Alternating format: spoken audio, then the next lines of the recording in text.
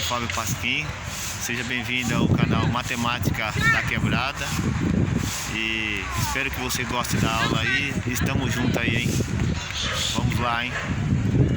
Hoje eu vou estar trazendo aí, o assunto hoje vai ser sobre os números naturais. O homem vive cercado pelos números, mas como surgiu os números? Que a ideia de números surgiu de uma necessidade do homem, de contar objetos. Eu vou contar uma história. Há muito tempo, existia um pastor. Ele soltava suas ovelhas no pasto. Para contá-las, ele fazia o seguinte: a cada ovelha do seu rebanho, ele associava uma pedrinha e a guardava num saquinho. Quando ia recolher o rebanho, retirava uma pedrinha do saco para cada ovelha que encontrava. Assim, a cada pedrinha guardada deveria corresponder a uma ovelha. No final da contagem, se houvesse sobrado pedrinha no saquinho, era porque alguma ovelha havia se extraviado. Foi assim que o homem aprendeu a contar, comparando quantidade, de um lado, e a quantidade de pedrinhas, do outro, a quantidade de ovelhas, certo? Surgiu daí uma ideia comum aos dois conjuntos que ele comparava o número. Não devemos confundir número,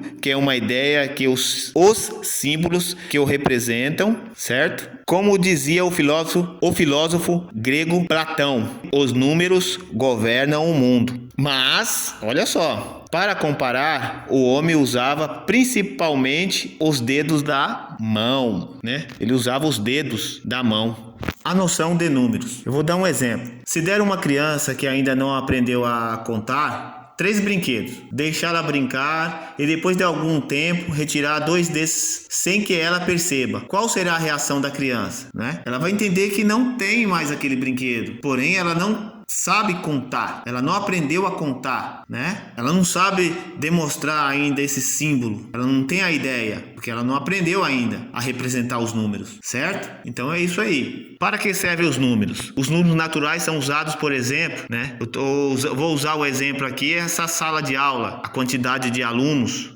a quantidade de meninas que existe na sala, quantos professores tem dentro dessa sala. Então eu vou usar o exemplo aqui no processo de contagem. Outro exemplo, como código de identificação. Os números naturais eles podem ser usados como códigos de identificação, placa de carro, o número do seu RG, o número do CPF, beleza? Tá entendendo aí? Numeral de um número. Número é a ideia de quantidade.